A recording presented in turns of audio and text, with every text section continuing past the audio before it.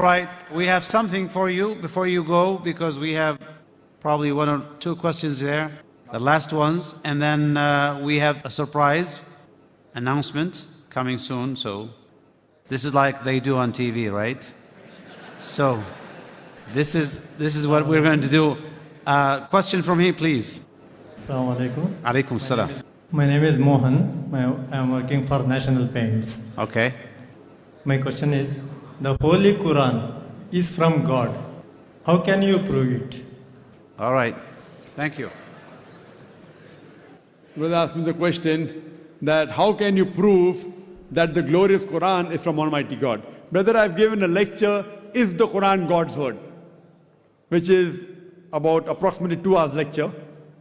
For the question and answer session for another 1.5 to 2 hours.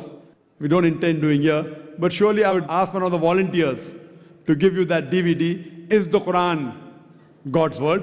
Because even if I have to give in short, the answer will take at least 15-20 minutes. Not that I'm running away from the answer.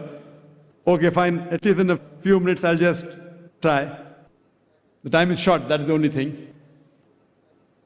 Suppose and ask this question to an atheist and even to a person who does not believe in the Quran, that suppose there is an object which is given to you who no one in the world has ever seen before, and is brought in front of you and ask the question, who will be the first person who will be able to tell you the mechanism of this object who no one in the world has seen? As I'm asking the question, suppose there is something which is brought in front of you. There is an equipment who no one in the world has seen before, and if I ask you the question, who will be the first person who will tell you the mechanism of this new object? Who? Creator, very good. Some will say creator, some will say manufacturer, some will say producer, some will say inventor. Whatever it is, keep it in your mind.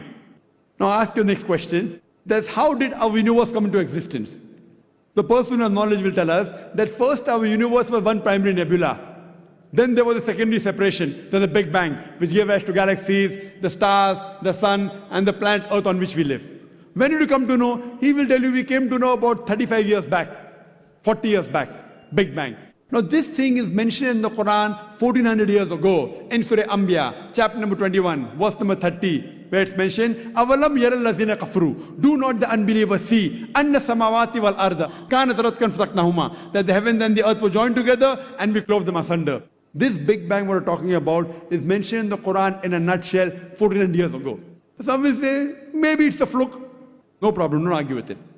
I ask the next question. What is the shape of the earth? So the person will tell me that the shape of the earth is spherical. When I ask the question, when did you come to know? He will tell that recently, 100 years back, 200 years back, previously we thought that the earth is flat. It was in 1577 when Sir Francis Drake, he sailed around the earth and he proved that the earth was spherical. The Quran mentions 14 years ago in Surah Naziyat, chapter number 79, verse number 30. Wal arda ba'da zalika dahaha. And thereafter, we have made the earth egg-shaped. And today we know that the world is not completely round like a ball. It is geospherical in shape. It is flattened from the pole and bulging from the center. And the Arabic word dahaha refers to the egg of an ostrich. And if you analyze, the shape of an egg of an ostrich is geospherical in shape. Who could have mentioned that the earth is geospherical in shape in the Quran 1400 years ago? Someone will say, okay, maybe a Prophet Muhammad, peace be upon him, he was very intelligent. Don't argue. Continue.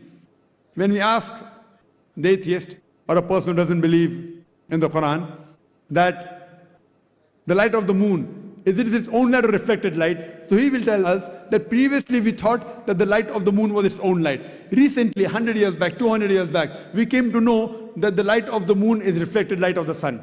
The Quran mentions in Surah Furqan, chapter 25, verse 61, that the light of the moon is borrowed light. It's described as munir or nur, borrowed light or reflected light. Who could have mentioned this in the Quran 14 years ago? When I was in school, I had learned that the earth and the moon, they revolved and they rotated. But the sun was stationary. It did not rotate about its own axis. Quran mentions in Surah Anbiya, chapter 21, verse number 33, Huwa alladhi khalaqa al-layla wan-nahara. It is Allah who has created the night and the day. Wash-shamsa wal-qamar, the sun and the moon. Kullun fi falaki yasbahun. Each one traveling in orbit with its own motion. The Quran says the sun and the moon, besides revolving, they're also rotating about their own axis. Today we have come to know that the sun takes approximately 25 days to complete one rotation. Who could have mentioned this in the Quran 1400 years ago, that the sun rotates about its own axis? Furthermore, recently we came to know that the universe is expanding. It was Edwin Hubble who mentioned this. Quran mentions 1400 years ago in Surah Dariyat, chapter 51, verse 47, that the universe is expanding. The Quran speaks about the water cycle in great detail in several places. The water evaporates from the ocean, rises up, forms into clouds, moves into the interior, falls down the red, in several places. In Surah Az-Zumur chapter 39 verse 21, in Surah Mu'minun chapter 23 verse number 18, in Surah Rum chapter number 30 verse 24, in Surah Hijr chapter 15 verse 22, in Surah Nur chapter 24 verse 43. I can go on and quoting only the references of the water cycle in the Quran. Who could have mentioned this? We came to know recently in our school, we are taught that Bernard Palissy was the first person who described the water cycle in 1580, which is mentioned in the Quran 14 years ago. Who could have mentioned this earlier? Now there'll be a big pause. I can go on. We did not know that the plants have sexes. Quran mentions 14 years ago in Surah Taha chapter 20 verse 53 that the plants have sexes, male and female. Recently we have come to know that the two types of water, salt and sweet, and there is a barrier between them which cannot be trespassed.